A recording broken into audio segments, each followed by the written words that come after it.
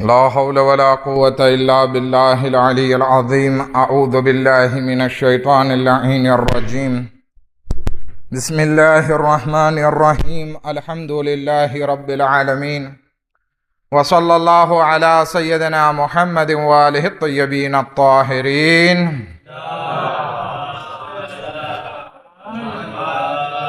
وأهل بيته الطيبين الطاهرين المعصومين المظلومين، ولعنة الله على أعدائهم أجمعين. أما بعد، قال أمير المؤمنين علي بن أبي طالب عليه الصلاة والسلام: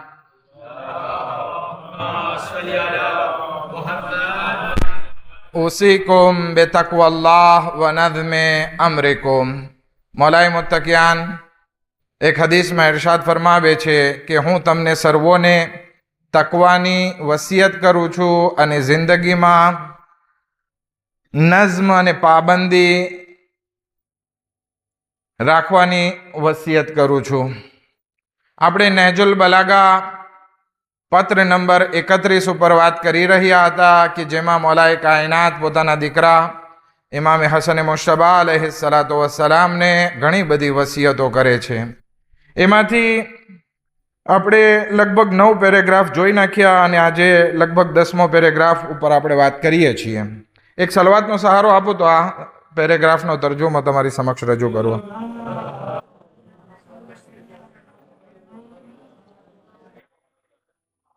આય મારા દીકરા, મને બહેતર લાગ્યું કે સૌથી પહેલા તને અલ્લાહની કિતાબ અને તેની સાચી તફસીર, ઇસ્લામની શરિયત એટલે કે ઇસ્લામના કાયદાઓ અને એમના અહેકામ, હલાલ અને હરામ વિશે તને શીખવાડું અને આના સિવાય તારું ધ્યાન બીજે ક્યાંય ભટકવા ના દઉં. પણ પછી મને એ વાતનો ડર લાગ્યો કે જે રીતે લોકો પોતાની મનની ઈચ્છાઓ અને ખોટા અકીદાઓના કારણે ગૂંચવાયા છે અને તેમાં મતભેદ કરે છે, તે રીતે તું પણ ક્યાંક મૂંઝવણમાં ના મુકાઈ જાય. એટલા માટે પહેલા આ વાતો તારી સામે સ્પષ્ટ કરવી જરૂરી લાગી. જો કે મારો ઈરાદો તને આ શંકાઓ વિશે જણાવવાનો નહોતો, પણ તારા ભટકી જવાના કે હલાક થવાના ડરમાં છોડી દેવા કરતાં તને સાવચેત કરવું મને વધારે સારું લાગ્યું. અને મને ઉમ્મીદ છે કે અલ્લાહ તને ભલાઈ અને વિકાસની રાહમાં આગળ વધવાની તૌફીકાત નસીબ કરે અને તારા મકસદમાં તને હિદાયત આપે. તેથી જ મેં આ વસિયત તારા માટે રજૂ કરી છે. એક સલવાત પડે મોહમ્મદ વ આલે મોહમ્મદ પર.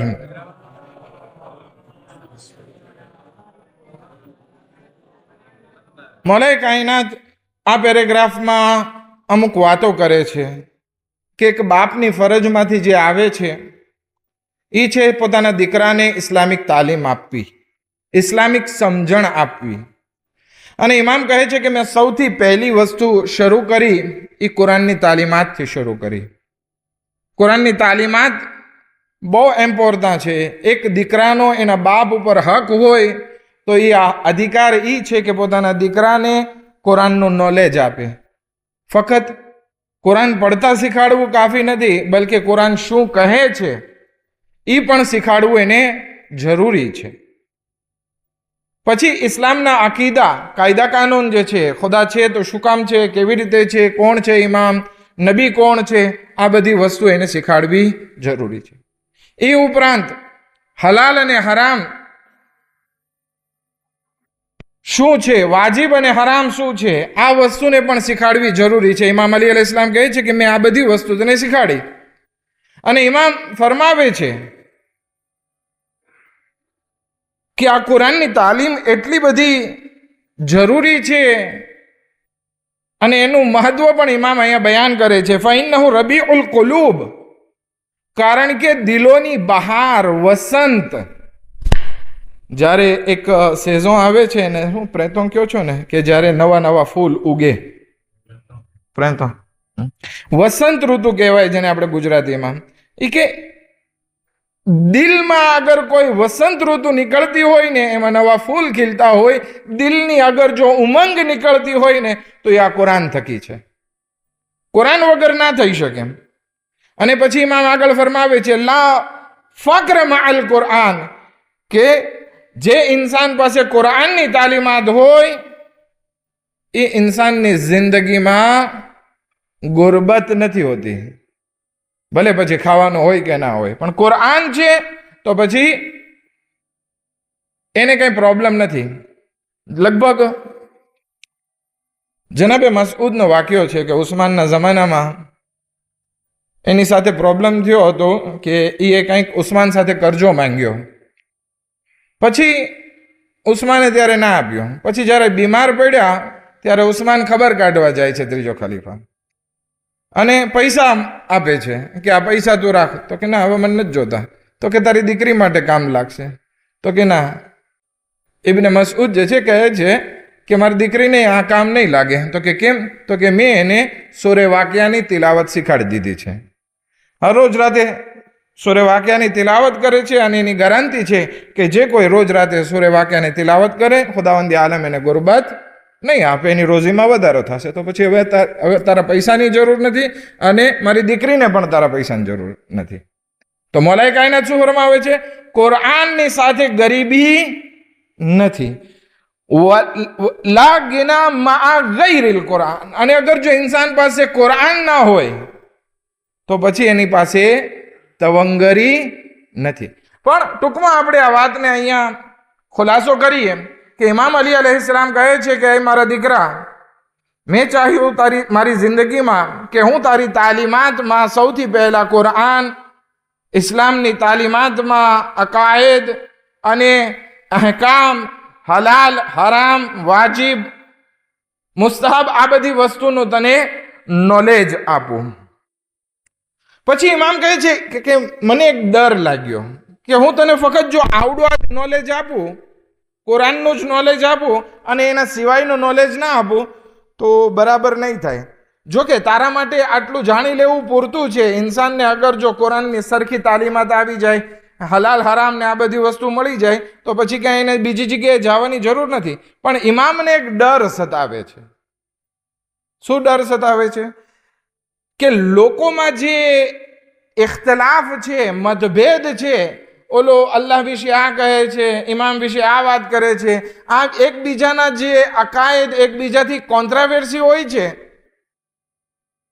એ પણ મારે તને શીખવાડવું મને જરૂરી લાગ્યું. શું કામ? કારણ કે અગર જો હું તને ખાલી નોલેજ જ આપું કુરાન અને ઇસ્લામનું, અને આ બધી વસ્તુ શીખવાડું નહીં, અને પછી તારી સામે ઓચિંતા કોઈક આવા અકીદા પેશ કરે અને એની દલીલ રજૂ કરે, તો શક્ય છે તારું મગજ તને એ ભાવવા લાગે ને તારું મગજ ભટકી જાય. નહીં, ઇમામ કહે છે કે કુરાનની તાલીમ સાથે બાતિલ અકીદા વિશે પણ તને સમજૂતી આપી દો કે આ અકીદા શું કામ બાતિલ છે, આ નઝરિયો શું કામ રિજેક્ટેડ છે ઇસ્લામમાં. એ બધી વસ્તુનું હું તને જ્ઞાન આપી દઉં કે જેથી તું તારી જિંદગીમાં કોઈ દિવસ ભટકી ના જાય. બીજી વસ્તુ ઇમામ કહે છે કે બીજું કારણ કે બીજા લોકોના અકીદા શું છે એ વિશે હું તને શા માટે બયાન કરું છું?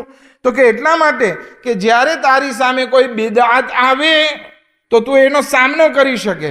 પણ ઓચિંતા આગળ જો તારી સામે આ બિદઅત આવી જાય, દાખલા તરીકે અત્યારે માહે રમઝાનનો જમાનો છે, એક બિદઅત મુસલમાનોમાં બહુ મશહૂર છે કે જેને બિદઅતે હુસ્ના કહેવામાં આવે છે, નેક બિદઅત કહેવામાં આવે છે. એ શું છે? એ છે તરાવી, મુસ્તહબ નમાઝને જમાતની સાથે પઢવી. આ ક્યાંય નથી, બરાબર છે? આલમે ઇસ્લામમાં એક નમાઝ જમાત જે સુન્નત છે એ નમાઝ જમાતથી નથી પડી શકાતી, અને ઇસ્લામમાં છે. હવે દાખલા તરીકે ઓચિંતા કોઈની સામે આવે કે આ મુસલમાનો તો જો કેટલું સારું કામ કરે છે, અમુક નમાઝો પડે છે, એમાં આખો સિપારો કુરાનનો પડે છે, તો કેટલી આમ જાહેરમાં સારી વાત લાગે, પણ હકીકતમાં શું છે? બિદઅત છે.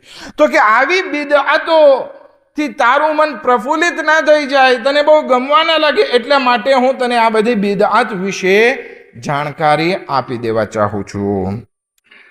અને ઇમામ અલૈહિસ્સલામ આખિરમાં એના માટે દુઆ કરે છે, અને મને આશા છે કે ખુદા તને તૌફીક આપે કે તું પ્રોગ્રેસની દિશામાં આગળ વધ, અને ખુદા તને પ્રોગ્રેસની દિશામાં હિદાયત આપે, અને તને તારા મકસદ કે જે જન્નત સુધી, ખુદા સુધી પહોંચવાનો છે, એમાં તને કામયાબી આપે. અને અહીં મારા દીકરા, આ માટે જ હું મારી વસિયત લખું છું કે જેથી તું ગુમરાહ ના થઈ જા અને તને હિદાયતનો સારો રસ્તો મળે. એક સલાવત પડે મોહમ્મદ વ આલે મોહમ્મદ પર.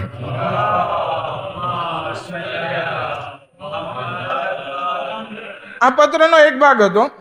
હવે આ બીજા પેરેગ્રાફમાં કે જે હું હમણાં પેરેગ્રાફ વાંચું છું, પણ મને લાગે છે આપણી પાસે સમય ઓછો છે એટલે હું વાંચવાનું મૂકી અને સીધો એની દેતાઈ ઉપર જાઉં છું. ઇમામ અલૈહિસ્સલામ પછી આગળ પોતાના દીકરાને અમુક વાતો ઇરશાદ ફરમાવે છે કે બધા પૈગંબરોની સૌથી મહત્વની જે વસિયત હતી અને ઇમામ અલી અલૈહિસ્સલામ પણ અહીંયા બયાન કરે છે. અહીં મારા દીકરા જાણી લે કે મારી વસિયતોમાં આખો મોટો લાંબો પત્ર છે. નહેજુલ બલાગામાં બીજો સૌથી લાંબો પત્ર હોય તો એ આ છે. અને એમાં ઇમામ અલી અલૈહિસ્સલામ કહે છે કે મારી આ પત્રની આટલી બધી વસિયતોમાં સૌથી વધારે તારે ધ્યાન રાખવાનું હોય ને તો એ આ બાબત છે. એ શું છે? તકવા, અલ્લાહનો ડર રાખો. અને તકવા વિશે આપણે વાત કરી ચૂક્યા છીએ એટલે વધારે કાંઈ એની ઉપર વાત નહીં કરું. પછી ઇમામ અલી અલૈહિસ્સલામ કહે છે કે મારા દીકરા, આ તકવા પછી તારે બીજી જે વસ્તુ ધ્યાન આપવા જેવી બાબત છે એ આ છે કે અલ્લાહે તારા ઉપર જે વાજિબ કર્યું છે ને એટલું જ કર, વધારે તું દોડડા પણ ના કરજે. મારી ભાષામાં કહું છું, ઇમામે આવા શબ્દો નથી લખ્યા. ઇમામે લખ્યું છે અલ્લાહે જે તારા ઉપર વાજિબ કર્યું છે ને એના ઉપર જ સંતોષ માનજે. ઘણી વખત ચા કરતા કેટલી વધારે ગરમ હોય. અલ્લાહે 2 રકાત નમાઝ વાજિબ કરી હોય તો કે ના હું 3 રકાત પડું. ના, 3 રકાત નથી પડવાની, બલકે કેટલી પડવાની છે? 2 જ પડવાની છે. ખુદાએ 4 રકાત નમાઝ વાજિબ કરી છે તો કે 4 જ પડે. ખુદાએ 1 મહિનાના રોઝા વાજિબ કર્યા છે તો કે ના હું 2 મહિના ઉપર રાખું, માહે રમઝાનમાં પણ રાખો અને શવ્વાલમાં પણ રાખો અને ઈદમાં પણ રાખો. ના, ઈદનો ખુદાએ હરામ કર્યો છે તો એ નથી રાખવાનો. બાકી મુસ્તહબ તારે જેટલા રાખવા હોય રાખ, કંઈક પ્રોબ્લેમ નથી. ઈદનો હરામ છે, નથી રાખવાનો. શવ્વાલ મહિનામાં રોઝા રાખવા હોય વાંધો નહીં, પણ અગર જો તારી પાસે કંઈ કઝા નથી તો તું મુસ્તહબની નિયતથી રાખ, વાજિબની નિયતથી તને રાખવાના નથી. ખુદાએ જેટલું તારા ઉપર વાજિબ કર્યું છે ને એમાં સંતોષ માન, વધારે તું જોશ ના દેખાડ. હવે અહીંયા એનો મતલબ એ પણ નથી કે ખુદાએ જે વાજિબ કર્યું છે એ જ હું કરું અને મુસ્તહબાત અંજામ ના આપું. નહીં, ઇમામ અલી અલૈહિસ્સલામનો કહેવાનો મકસદ એ છે કે ખુદાએ જે વસ્તુ તારી માટે વાજિબ નથી કર્યું કે તું એમાં આગળ વધ તો ત્યાં તું રોકાઈ જા. દાખલા તરીકે આપણે અલ્લાહને ઓળખીએ છીએ તો કેવી રીતે ઓળખીએ છીએ?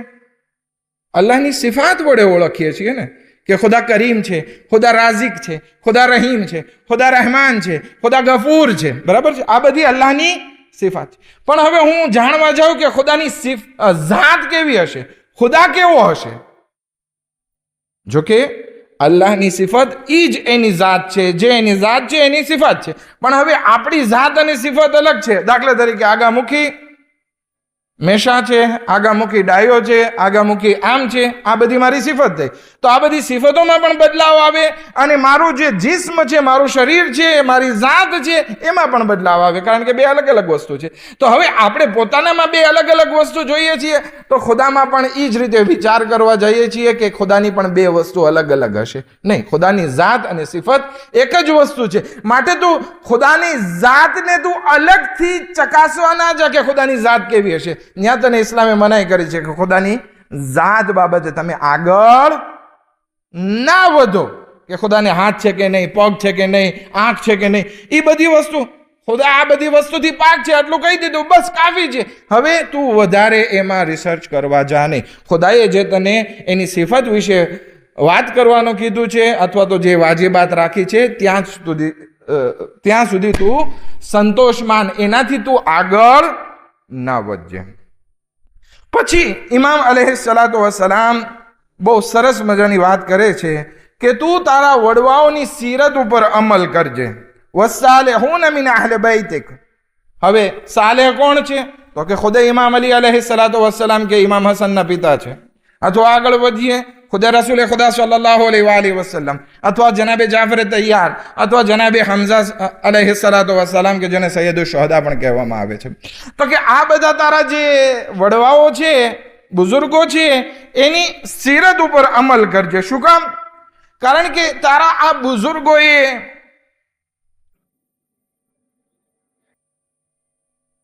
આ બધી મહાન હસ્તીઓએ સાચા રસ્તા ઉપર ચાલી અને તને બેસ્ટ એક્ઝામ્પલ પૂરું પાડેલું છે. હવે તું એ રસ્તા ઉપર જ ચાલજે, એનાથી કોંત્ર જવાની કોશિશ ના કરજે.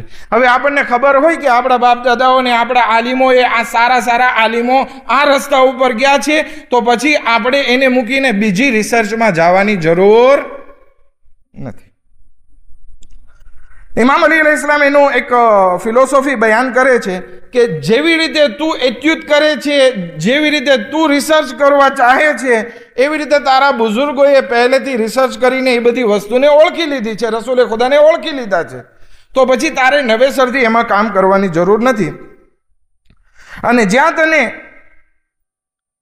કોઈ જવાબદારી સોંપવામાં એવી નથી આવી કે ના હવે તારે આ નવી રિસર્ચ કરવાની છે, તો પછી તારે ત્યાં અટકી જવું જરૂરી છે.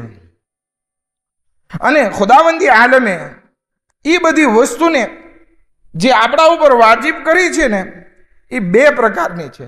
ઇમામ અલી અલૈહિસ્સલામ ફરમાવે છે, એક કે જેનું તને જાણવું ફરજિયાત અને વાજિબ છે, અને બીજું અને એ ન જાણવું તને માફ કરવામાં નથી આવ્યો. આ એક બહુ મહત્વની વાત છે ઇમામ અલી અલૈહિસ્સલામના પત્રમાં, કે જો દીકરા તારે તારા વડવાઓની સીરત ઉપર અમલ કરવાનો છે, બુઝુર્ગોની સીરત ઉપર અમલ કરવાનો છે, અને તારી જે જવાબદારી છે એ તારે પૂરી કરવાની છે. જે તારા ઉપર વાજિબ છે નોલેજ હાસિલ કરવું, ચાહે ધંધાના મસાઇલ હોય કે પછી સોશિયલના હોય કે જે પણ હોય, જે વાજિબ છે એ તારે ઇલ્મ હાસિલ કરવું જોશે. અને જે વસ્તુ તને માફ રાખવામાં નથી આવ્યો એનાથી તારે અજાણ રહેવાનું નથી. એ તારે તારા મસાઇલ જે વાજિબ છે એ તારે શીખીને જ રહેવાના છે. અગર જો તું નહીં શીખ તો પછી ખુદાવંદી આલમ તને પકડશે. દાખલા તરીકે, અને ઇમામ અલી અલૈહિસ્સલામ અહીંયા ત્રીજી વસ્તુ ફરમાવે છે, અને જે વસ્તુ ખુદાવંદી આલમે એમાં કાંઈ હુકમ નથી આપ્યો, અમુક એવી વાતો છે જેમાં ખુદાવંદી આલમે કાંઈ જાહેર નથી કર્યું. કારણ કે આપણે જ્યારે ઇસ્લામિક તહકીક ને બધું પડતા હોય ને, ત્યાં એક સરસ મજાનો કાનૂન છે, રોફી આન ઉમ્મતી મા લા યઅલમૂન, કે મારી ઉમ્મતથી વસ્તુ ઉઠાવી લેવામાં આવી છે કે જે લોકો નથી જાણતા, જે વિશે હુકમ બયાન કરવામાં નથી આવ્યો. હવે આપણે ખોટે ખોટા સવાલ કરી અને ન્યા તૂતક ઊભા કરવાના નથી. ઇમામ અલી અલૈહિસ્સલામ કહે છે, ઇમામ અલી અલૈહિસ્સલામ શું કહે છે? વાજિબ છે, જે જાણવું વાજિબ છે એ જાણી લેજે. જે વસ્તુ થી અજાણ રહેવું તારા માટે માફ નથી, એ પણ તું જાણી લેજે. જે વાજિબ છે અને ના જાણવાથી તને ગુનાહ થશે, અઝાબ થશે, એ પણ જાણી લેજે. ત્રીજી વસ્તુ, ખોટે ખોટી વધારે પૂછપરછ ના કરજે, બહુ દૂધમાંથી પૂરા ના કાઢજે. આના એક બે એક્ઝામ્પલ દઈ દઉં શા માટે દૂધમાંથી પૂરા કાઢવાની મનાઈ કરે છે. બની ઇસરાયલના લોકો, એને કહેવામાં આવ્યું તમારે કાતિલને પકડવો છે તો એક ગાય કાપો અને એનો શરીરનો ભાગ તમે મુર્દાને અડાડો, મુર્દું જીવતું થશે અને એ કહી દેશે કે મારો કાતિલ કોણ છે.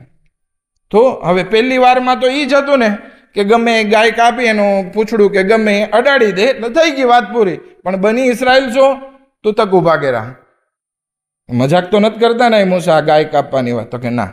તો કે તો બતાવો કેવી ગાય? પછી કહે છે કે પીળી ગાય. તો કે ના, પીળી એટલે કેવી ગાય? પછી બીજી વાત આવી કે જે ખેતીમાં બહુ કામ ના લાગી હોય ને, બહુ ડોસી ના હોય ને, બહુ જવાન ના હોય ને, આમ ને તેમ ને, એવા હજાર જાતના સવાલ, કેટલી જાતના સવાલ કર્યા.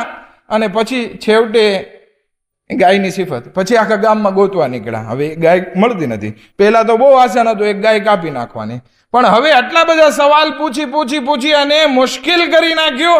અને હવે જાય છે એ ગાય ગોતવા. કેટલી મોંઘી પડી અને કેટલી માંડ મહેનતે મળી. બીજું એક ઉદાહરણ આપો.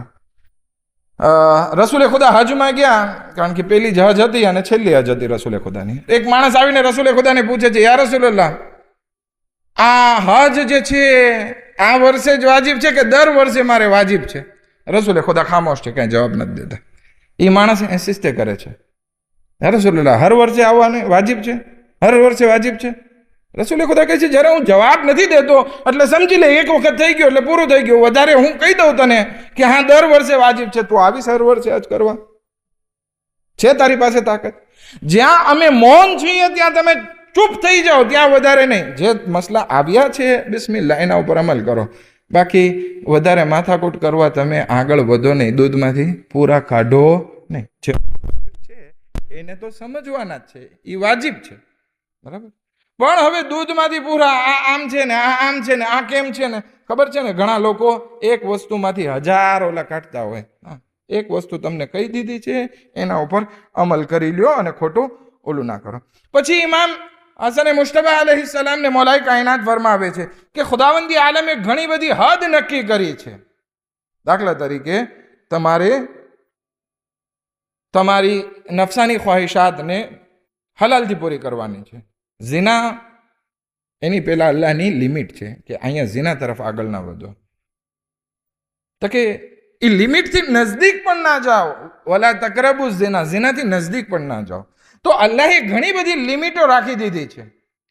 યતીમનો માલ અલ્લાહની લિમિટ છે. આ બધી લિમિટથી તમે દેપાસે ના થાઓ.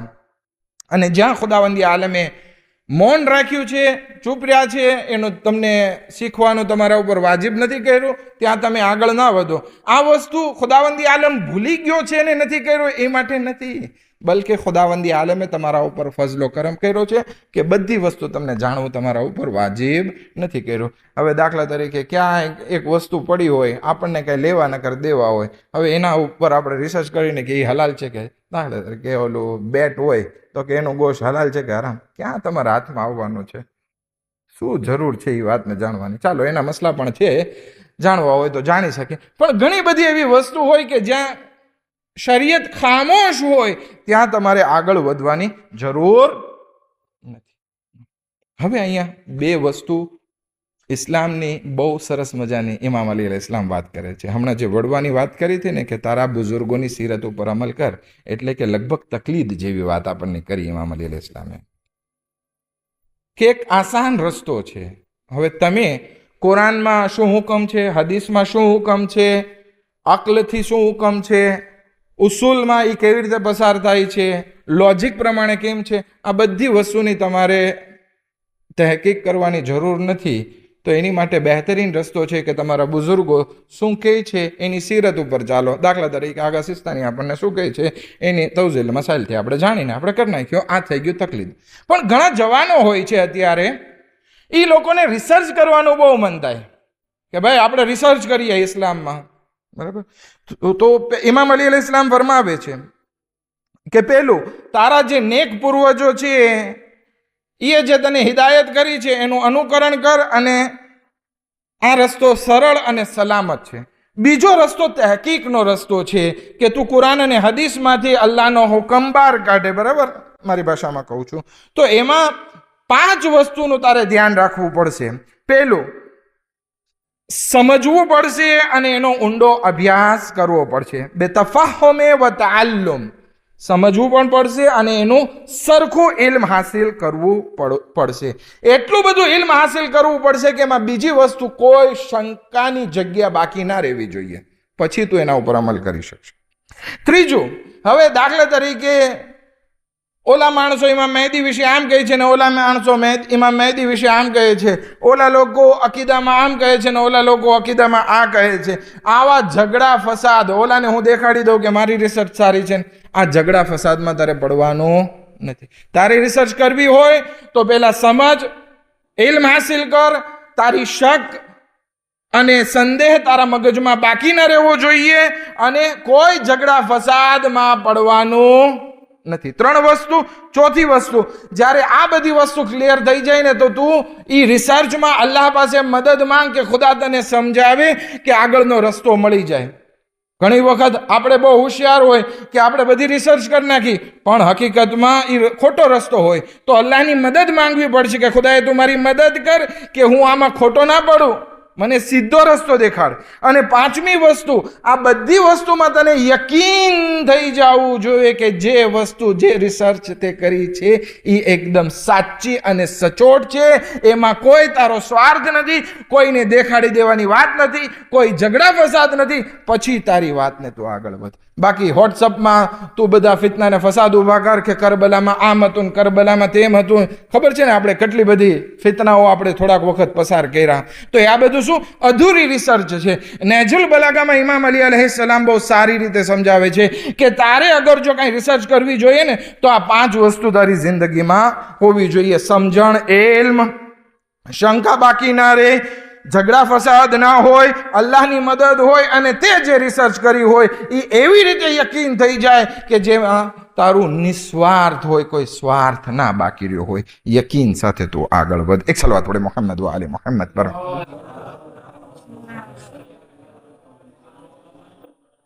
બીજી બે વસ્તુ ઇમામ અલી અલૈહિસ્સલામ આગળ આ રિસર્ચ માટે ફરમાવે છે કે શંકા બાકી ના રહેવી જોઈએ. અગર જો શંકા છે તો તું આંધળા ઊંટની જેમ ચાલી રહ્યો છે. હવે આપણને એમ જરાક પણ શક હોય ને કે આ બરાબર છે કે નહીં. મેં કર્યું છે. એક આગા હતા, પેલાનો ફતવો હતો કે અગર જો કંઈક કૂવામાં નજાસત પડી જાય તો આટલી ડોલ કાઢવું વાજિબ છે. હવે એ આગળના કૂવામાં કંઈક નજાસત પડી ગઈ તો હવે એનો પહેલો ફતવો તો એ હતો કે કૂવામાંથી આટલી ડોલ પાણી કાઢીને ફેંકી દે. તો કે આ તો બરાબર નથી લાગતું, એ તો કૂર પાણી છે. તો કે ના, મારો અત્યારે મગજ મારી મહેનતના આડે આવે છે. તો પહેલા શું કરે છે, પોતાના જૂના ફતવા ઉપર અમલ કરી અને એટલી ડોલ પાણી કાઢે છે અને પછી વધારે રિસર્ચ કરે છે તો જોવે છે કે આ બધું ઇસ્તહબાબના હવાલાથી કહેવામાં આવ્યું છે કે મુસ્તહબ છે કે આ કાઢી નાખે તો સારું. તો એ પછી પોતાની રિસર્ચને કોમ્પ્લે કરી, પણ પોતે પહેલા જૂના ફતવા ઉપર અમલ કર્યો. તો આપણે જ્યારે રિસર્ચ કરતા હોય તો એમાં કોઈ જાતનો શંકા બાકી ના રહેવી જોઈએ. અગર જો શંકા બાકી છે તો સમજી લઈએ આપણે આંધળા ઊંટની જેમ આગળ વધીએ છીએ કે જે ખાઈમાં પડી જવાનો હોય. અને બીજી વસ્તુ ઇમામ અલૈહિસ્સલામ ફરમાવે છે કે તું તારી જિંદગીમાં ધ્યાન રાખજે, હક ને બાતિલને મેલાંજ ન કરજે. ઘણી વખત ઘણા લોકો આવે ને શું કહે, થોડુંક હક લે, થોડુંક બાતિલ લે, બરાબર, આ મેલાંજ કરી અને સરસ મજાનો ગતો બનાવીને લોકોની સામે પેશ કરે, પણ ખબર નથી અંદર નજાસતે પડેલી હોય. હવે બીજા શબ્દો મારે નથી વાપરવા. ઘણી વખત આવું થતું હોય તો ઇમામ કહે છે કે કોઈ દિવસ લા તુલબિસુલ હક્ક બિલ બાતિલ વાંતુમ તાલમુ, કે તમે કોઈ દિવસ હક ને બાતિલને ભેળસેળ ના કરજો. આ ઇસ્લામની સમજ, ધર્મની ઊંડી સમજ બાબતે ઇમામ અલી અલૈહિસ્સલામે આ બધી વસ્તુ પેશ કરી હતી. બસ બે જુમલામાં સાહેબના જહેમત તમામ. આજે વળી સમાચાર મળ્યા કે હઝરત આયતુલ્લાહ ખામનઈની ઝૌજા પણ આ દુનિયાથી રૂખસત થઈ ગયા, અમને શહીદ કરી દેવામાં આવ્યા. એ લોકોના ઇસાલે સવાબ માટે અગર જો આપણે કરબલાનો રૂખ કરીએ અને ઇમામને યાદ કરીએ, અસ્સલામુ અલૈકા યા અબા અબ્દિલ્લાહ, અય મૌલા હુસૈન, તમારા ઉપર અમારા સલામ થાય. અસ્સલામુ અલૈકા યા ઇબ્ન રસૂલિલ્લાહ, અય રસૂલના ફરઝંદ, તમારા ઉપર સલામ થાય. अस्सलामु अलैका या इब्न अमीरुल मोमिनीन, सलाम થાય તમારા ઉપર એ ઇમામ અલી અલૈહિસ્સલામના ફરઝંદ. अस्सलामु अलैका या इब्न ફાતિમા ઝહરા, સલામ થાય તમારા ઉપર એ ફાતિમા ઝહરાના લાલ, કે જેમણે તમને ચક્કી પીસી પીસી અને મહેનત કરી કરી અને તમને મોટા કર્યા. તમારી કમાઈને કરબલાના મેદાનમાં તડપાવી તડપાવીને મારવામાં આવ્યા. ઇમામે હુસૈન અલૈહિસ્સલામ જ્યારે ઘોડાથી જમીન ઉપર આવે છે, જખમોથી આખું બદન ચૂર છે, એવામાં શિમરેલાઈન ઇમામનો સરદંડે જુદા કરે છે, લોકે નેઝા પર બુલંદ કરે છે. કરબલામાં આવાજ ગૂંજી, અલા કુતિલલ હુસૈન બિકરબલા, इन्ना लिल्लाह व इन्ना इलैहि राजिऊन. ज़ियारत इमाम हुसैन.